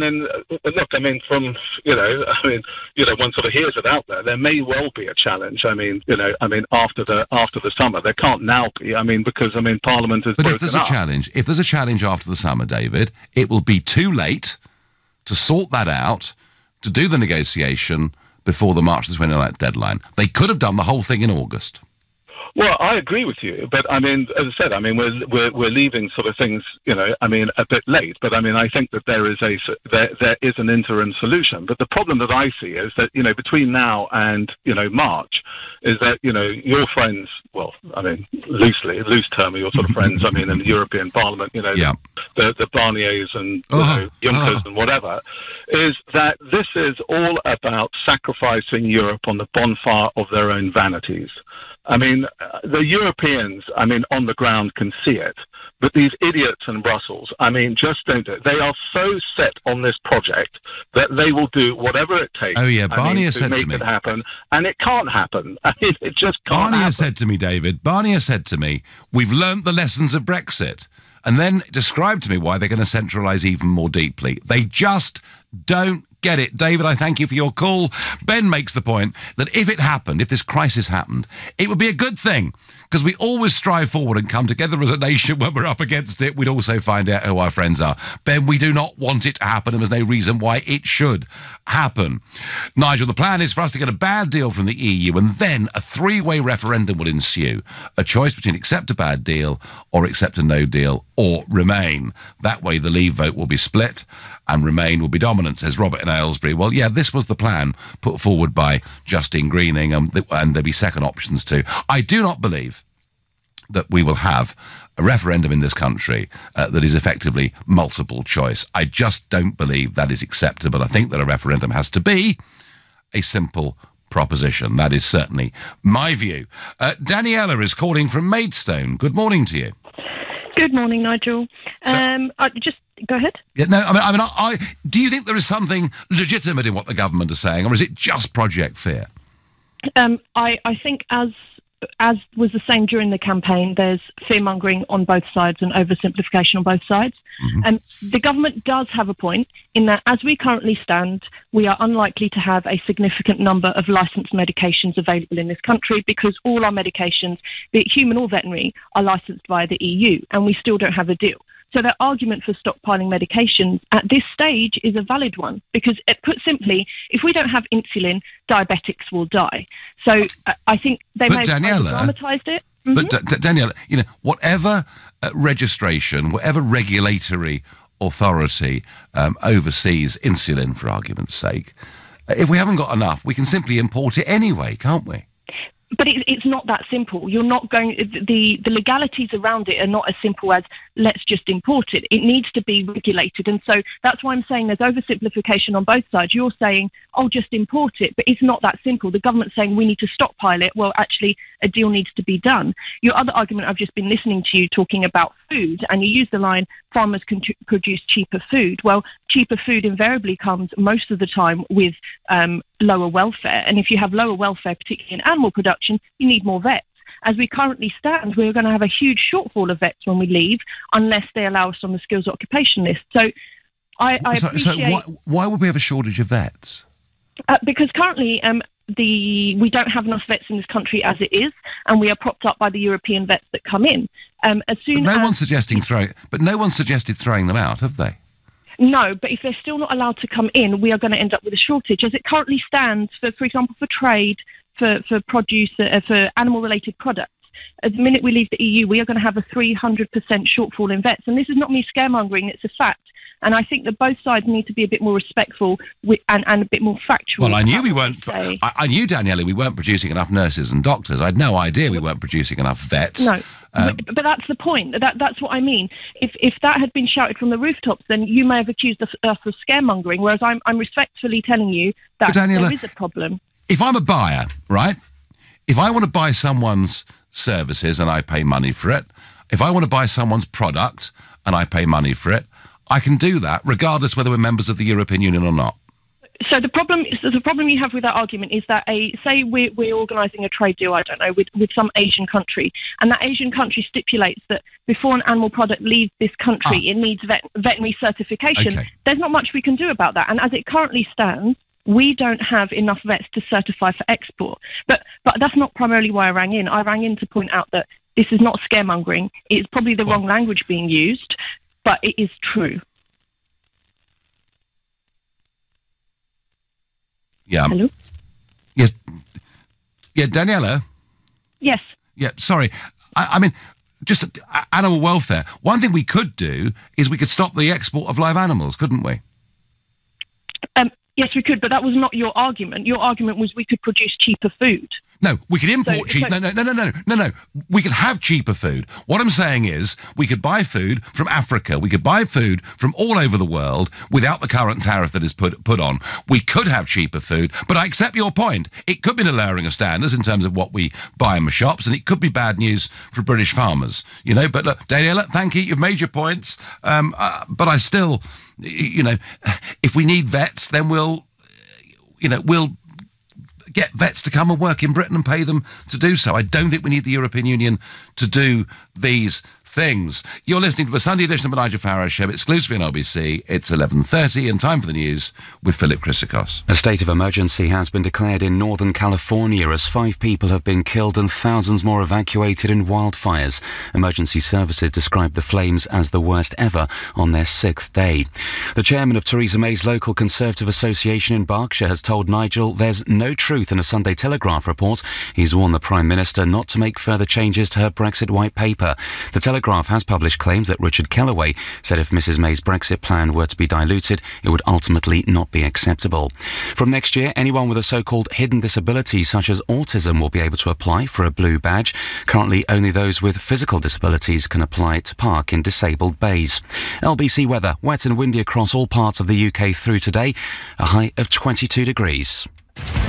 LBC Travel, the Ride London cycling event continues. The London to Surrey 100 Challenge is now heading out through West London towards Hammersmith. The riders then cross the river at Chiswick and go through Richmond Park, Kingston and into the Surrey Hills through Leatherhead and Dorking.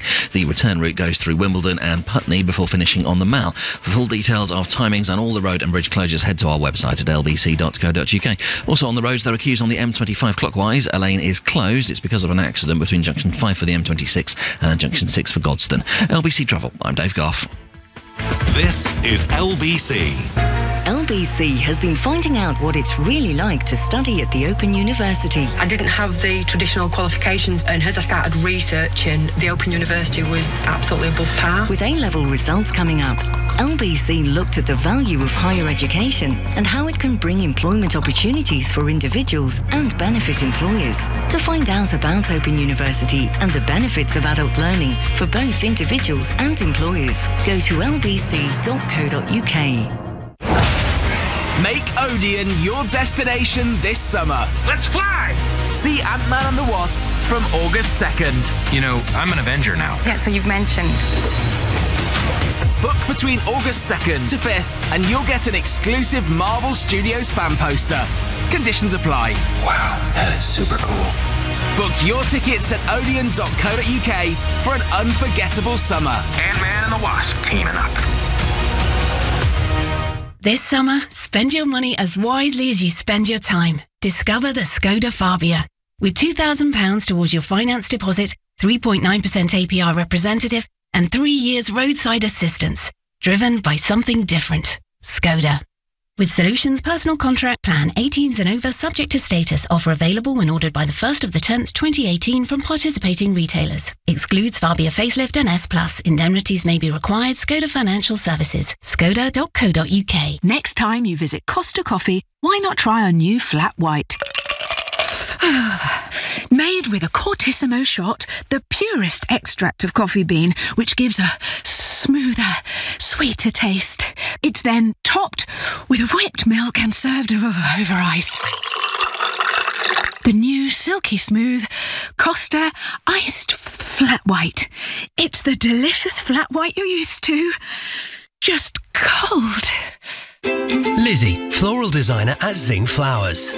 I'm really excited about our new sunflower bouquets. I think sunflowers embrace summer. They bring happy memories, great summer day vibes. Beautiful florist-selected stems in stunning hand-tied bouquets. Zingflowers.com. Amazing every time. The Nigel Farage Show on LBC. Call 0345 6060 973. Well, as the government tells us, they may need to stockpile goods in case of a no-deal Brexit and the chaos that will follow. One stockpile that may be replenished this morning, a little bit at least, is that of water in our reservoirs, because it's raining pretty hard out there. I've been on the motorway this morning. Not much fun. Pretty windy too. Let's find out. Is this the end of the barbecue summer? Let's hope not. Joining me, legendary weatherman John Ketley. Good morning, John. Yes, good morning, Nigel. So last weekend, you told us it would be quite a nice week ahead. Even you didn't predict the extreme temperatures we saw on Thursday and Friday. No, well, the extreme temperatures were always on the cards, but we didn't actually break the record in the end, did we? We didn't get up to 38.5, which is the highest temperature we've had in this country back in 2003 on the 10th of August, so we didn't get there. That's why I didn't bother mentioning it, of course, Nigel. But there's no point throwing things in the air and then leaving them there, is there? But no, I think what we've got now is something of a change and more typical of what we'd expect in a British summer, really. Thankfully, there are no soft and hard borders where the weather is concerned. So we've seen the hotter weather moving away now. The low pressure has moved into the Irish Sea. It's brought some rain with it. Indeed, yesterday, you know, there was torrential rainfall in Belfast. About 4 inches of rain fell during the afternoon, virtually, which is really extreme. This rain now is very persistent across the north of England and southern Scotland. That's where it's at its wettest, and across in East Anglia as well. And as you've mentioned already, on the motorways, there's a lot of spray around and some pretty strong winds too. But it is going to be a temporary thing. It's very useful, of course, and it feels perishing cold after what we've had. Most places are sitting around 17 degrees at the moment. If you get 22 today, you've probably done very well. But there are some signs of brighter weather coming in from the west through the day. And then things do change again as we go through this coming week. So after a couple of showery days, perhaps Monday and Tuesday, I think most of the rain will tend to fizzle out, and then we'll see the warmer weather returning for the second half of the week. So all those people who've been really anchoring for the hot weather to continue into August, I think you're not going to be disappointed. It's very rare that we do get 3 fantastic months in a British summer, but I think at the moment August is still looking pretty good with some thunderstorms. Well, that's a great relief, John, because I'm heading down to Cornwall today, and I'm there for the week. So if the second half of the week's going to be okay, that's good. And can you just tell us, John, what is the state of the nation's water supplies? I couldn't tell you that entirely, but what we've had so far this year, as we remember, going back several months, we talked about the winds coming in from the east for most of the time. Yep. They were very much Siberian winds, which meant that most of the dry weather was in the west, and the wetter weather, such as it was over central, southern and eastern parts of the UK. So the northwest of the UK earlier in the year did see a lot of dry weather, and then the reservoir started sinking. That's why we've had hosepipe bans in Northern Ireland for quite a few weeks. We've got a new one coming into northwest England during the next couple of 3 days. So it's the northwest that's really suffered, but this rainfall that's around at the moment is really going to be very useful indeed. I would say I'm not representing the water companies by any means, but at the moment you'd have to say that there's plenty of water around over these southern and eastern parts of the UK. But if it went on, by and large, if it went on with more warm, sunny weather in the next 3 or 4 weeks during much of August, and we just didn't see more than a few rogue thunderstorms around, then there would be serious problems, I would think. But, we're looking forward then to autumn, into winter, and we've had these situations before where it's been pretty dry in the summer, but then the heavens opened, and we've got sick and tired of talking about 1976, but when Dennis Howell was appointed in 1976, it did represent the start of the wettest autumn we've ever seen. Right. John, thanks ever so much. And John Ketley there telling us that we're back to normality after a really very freakish period of weather. So, is the government right? Is it being responsible to talk about stockpiling goods, or is it doing it to frighten us out of accepting a no-deal Brexit? Is it a negotiating position with the EU? I don't know. Let's ask Dennis, who's calling from Switzerland. Good morning, Dennis. Good morning, sir. So, are the government being responsible? I mean, would leaving without a deal present sort of wartime type problems? Well, first and foremost, Switzerland is the size of sort of Wales and Somerset, has a population of 8 million, and it can deal without importing anything. Fact, there was a recent report out here in Switzerland that if there was a cataclysmic event in Switzerland and it had to close all borders, we would have to go, as a Swiss populace, from 4,500 calories a day to 3,500 calories a day. As an ex-soldier, our ration packs are 3,700 calories a day. Okay, so Switzerland could survive. Switzerland could survive, and I'm absolutely fully of the belief that Britain can survive. Well, Dennis, there's a slight problem with that. I mean, okay, and by the way, Brexit will not lead to this, but let's just say that all shipping routes were closed for a period of time. Could Britain feed itself? Do you know something? I mean, in 1917, the German U-boat campaign put Britain down to 6 weeks' food supply. So we couldn't feed ourselves in the First World War, and we couldn't feed ourselves in the Second World War. I kind of doubt, Dennis, we could feed ourselves now. Farming practices have moved far forward to 1916 and 1942. Yeah. What has kept worldwide standard farming practices behind the rest of the world in Europe is European subsidies for farmers. Farmers are paid to not farm. Yes, and they're paid to own land and manage it accordingly. I know they are. But own land or rent land, and then they get subsidies that basically equate to they earn a profit by renting land and doing nothing with it. Yeah. In Switzerland, there is no such thing. But Dennis, aren't we discussing a sort of mildly apocalyptic vision of Britain leaving the European Union? Isn't the truth that Britain leaves the European Union, but we go on buying and selling goods all over the world? Of course they will. Britain, as has been mentioned many times so far on the programme today, Europe isn't the only place we can source food. Of course. And Britain's not the only... Europe isn't the only place that we currently source food. So those supply chains are already there. What we have to do is enhance them and start buying more from other places other than Europe. Which we could do more cheaply. Which we could do more if we chose... Which we can do more cheaply. If we chose it. Dennis, thank you for your call. Now, I must move on. Different point of view. Dan from Sidcup says, this all sounds like barroom politics. Let's have some facts from your side of the fence then. Should we not do any stockpiling or preparation in case the supply lines break down when a big change is ahead? Dan, why... We will go on buying stuff. Of course we'll go on buying stuff. You know, I don't see any reason why we wouldn't go on buying stuff. I think this is an artificial scare story. I think it suits the government to put it out. There is no prospect of no deal. There's no prospect of a no-deal Brexit, not with Theresa May as Prime Minister. 48% of the people want to remain, says Diana. Well, Diana, you say 48 want to remain.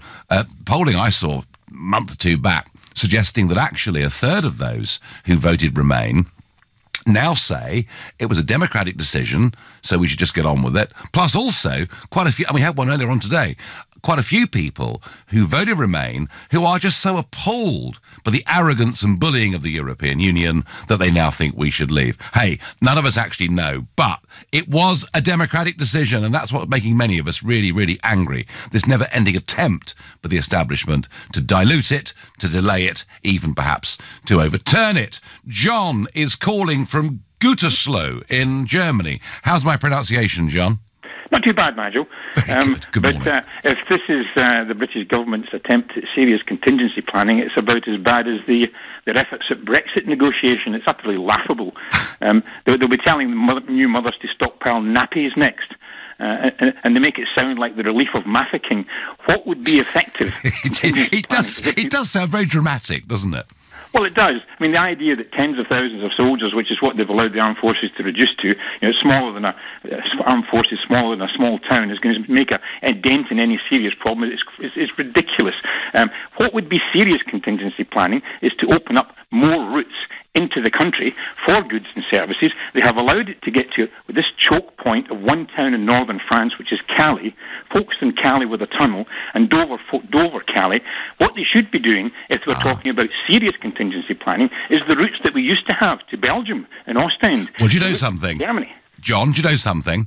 The mayors of Ostend, Antwerp and places like that are only too keen for us to start shipping more goods back and forth from their port. And I agree with you. An over-reliance on the Dover-Calais route actually is a strategic mistake for this country, isn't it?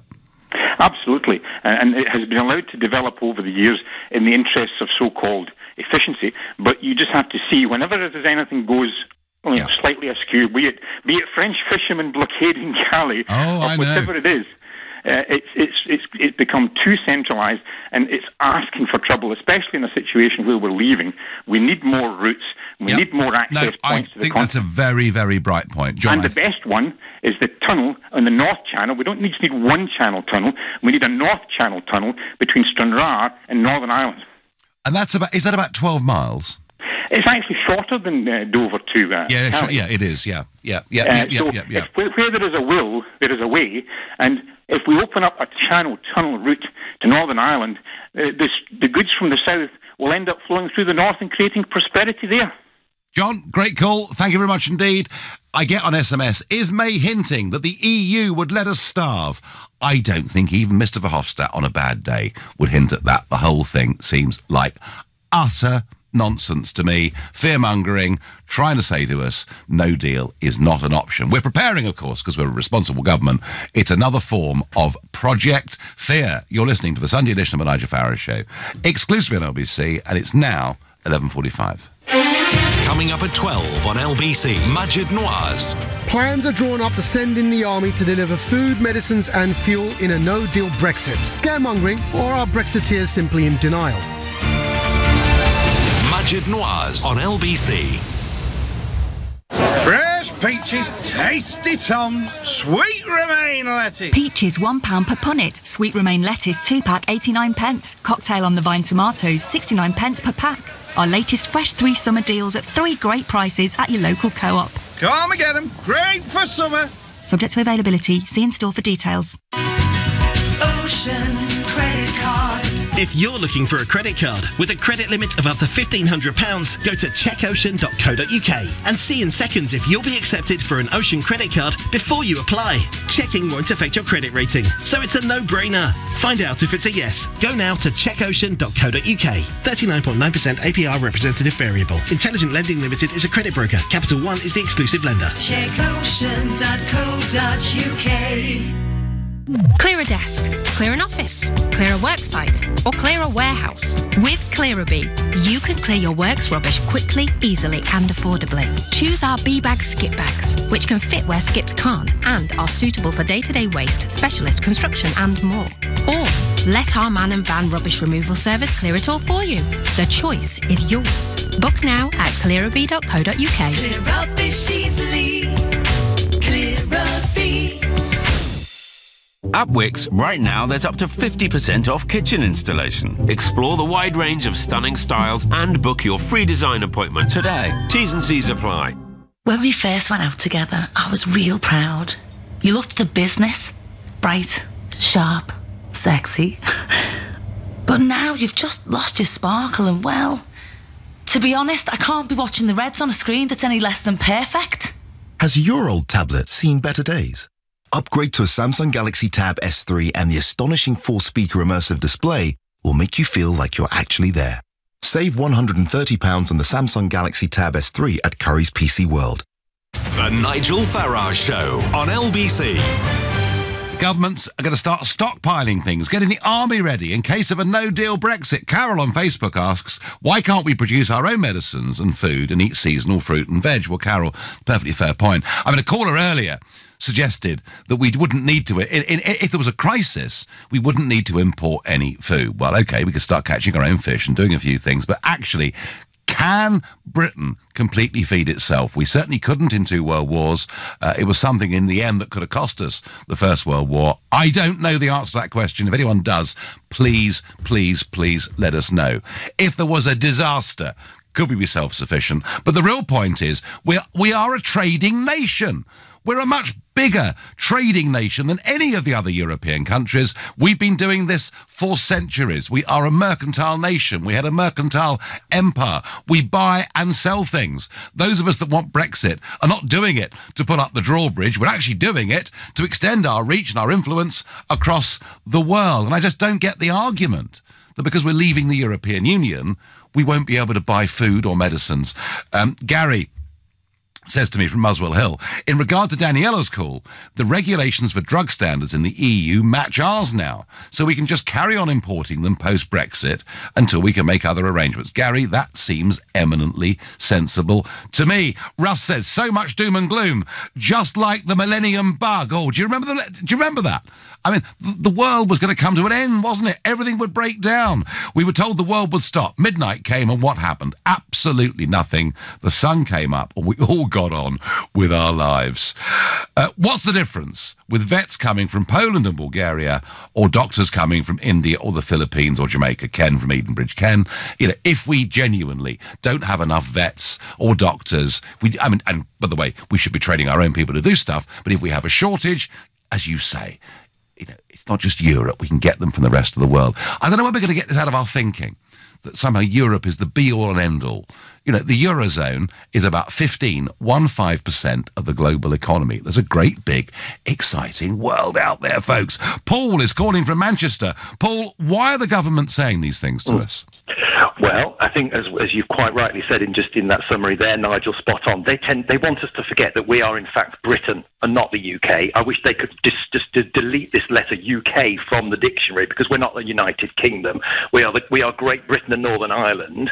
That's the first thing. We had an old empire, and those people in the Commonwealth are waiting to trade with us right now. They really are. 53 nations. Yep. We re-established those trade routes in a heartbeat.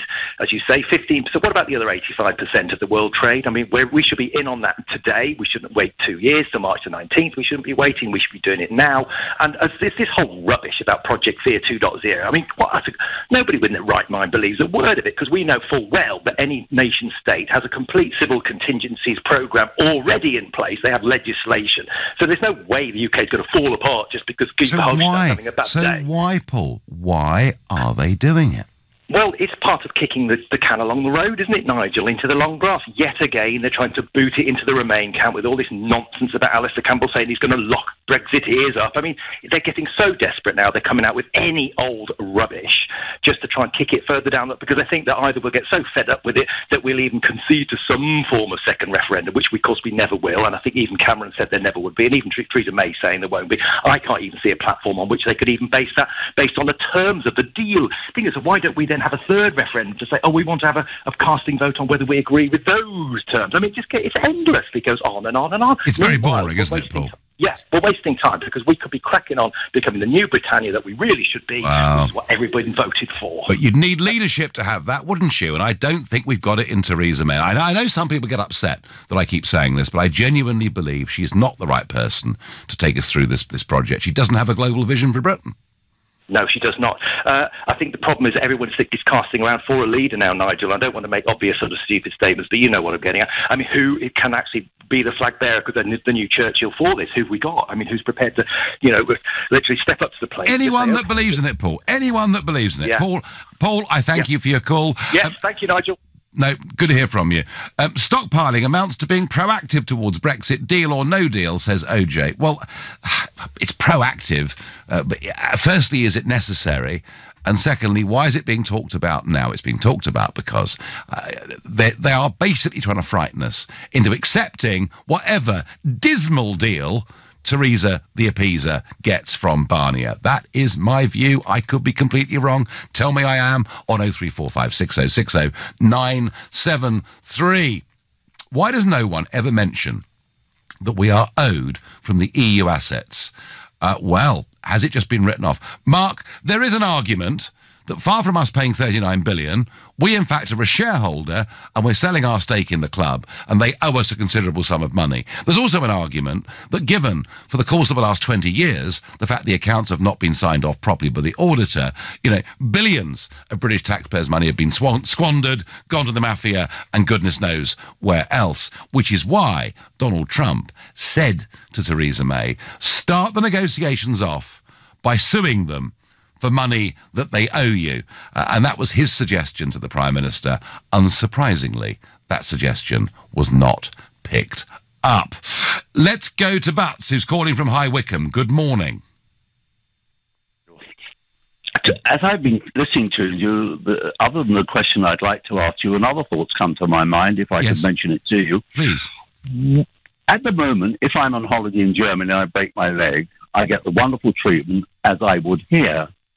When we're out of the common market, what will happen when I break my leg in Germany? You will have travel insurance, just as you would for going anywhere else in the world. I beg your pardon, interrupt you. I, like many people of a certain age and health, the travel insurance is so expensive, I can't afford it. So does that mean I can no longer risk travelling abroad? Well, I mean, would you go to America at the moment? Would you get travel insurance to go there? I'm referring to Europe.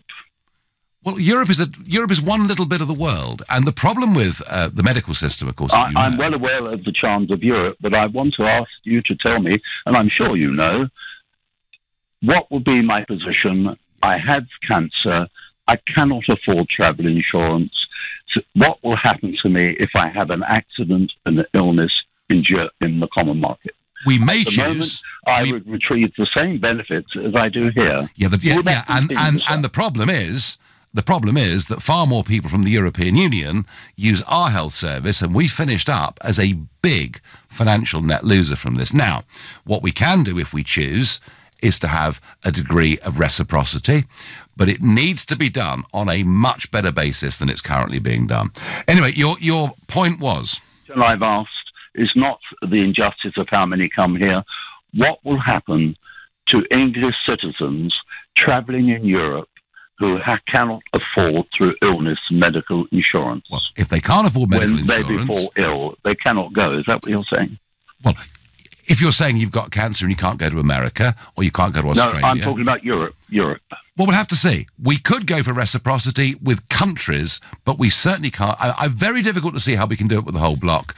Unless by leaving, we can say, right, can we please start to do this fairly? We are more than happy to pick up the bill for our citizens in France and in Germany and elsewhere, but you've got to start picking up the bill for yours. You are an intelligent person, and I think you realise within yourself, sir, that you haven't answered the question. I've answered the question. We cannot go on being ripped off by the rest of Europe. No, you haven't answered the question. I've just answered it for you. Can people go abroad? How will their health be cared for when they have an illness of an age when they cannot afford insurance? At the moment, they can travel quite happily in Europe. Now, there's a tremendous burden. Now, with the greatest... Well, yes, there is a very great... You're right, there is a very great burden on the British taxpayer. We're being treated very unfairly. Look, we can have a reciprocal deal with Europe on health. That's no problem, provided everyone pays their way. But that wasn't what you called about, you said. Well, no, I didn't. What was I wanted to bring to your attention? I don't know. I had forgotten, sir. Well, anyway, give me a moment. One second. Please, it doesn't matter. It doesn't matter. No. It matters to me. I personally think that we should have another referendum, and this passionate plea that people hard to their chests and use as that it should prove all. The people have spoken. The people cannot be denied a democratic decision. I agree with that. However, they came to that conclusion on false information and possibly distortions of the truth, i.e. We've had 50 years of lying. We've had 50 years of being told it's a common market. 50 years of being told it's a mere tidying up exercise. 50 years of outright lies from the establishment as to the true nature of the European project, and you're upset because of what Boris writes on a bus. No. Have we truthfully said to people, if you're employed in a job where you rely on exporting to the world's single most common market? It's a tiny market. It's 15%. It's 15% of the world economy. Yeah, but we can't. Then people say, I think I've heard you say, oh, we can trade with Australia and New Zealand. Yeah, I think the population of the two countries, you'll correct me if I'm wrong. There's 2.3 billion people living in the Commonwealth, right? 24 million in that. And to set up these trade deals takes 5-6 years. What about freedom? What about liberty? What about democracy? What about independence? Well, we have democracy. We do not have democracy. Of course we don't. Yeah, we can't change a single piece of European law through the ballot box. What about a lot of the European law has been advantageous to us? No. There are cases where people have appealed to it. You cannot change... in no general election can we change a single piece of EU law. And you know what? We can argue economics till the cows come home. The fact of it is, we voted to be a free country. I am horribly out of time. You've been listening to the Nigel Farage Show. I'm away for the week in Cornwall. I'll be back next Sunday morning at 10. At 3 o'clock this afternoon, it's Andrew Castle. But up next, it's Majid Nawaz. Thank you, Nigel. Coming up, Imran Khan is the cricket hero who built a cancer hospital for charity and fights corruption and dynastic politics. But he also engages in apologetics for fundamentalist Islam and says feminism degrades motherhood. Has Pakistan's least worst option just become the chance of becoming Prime Minister of its terribly corrupt system? Before that, the mother of alleged ISIS executioner Ashafia Sheikh had 2 other sons. Her youngest, Mahmoud, died on the battlefield with ISIS in Iraq at the age of 17. Her eldest, Khalid, remains in prison for a gang-related murder. Is this the story of dysfunctional parenting or the struggles of an immigrant family?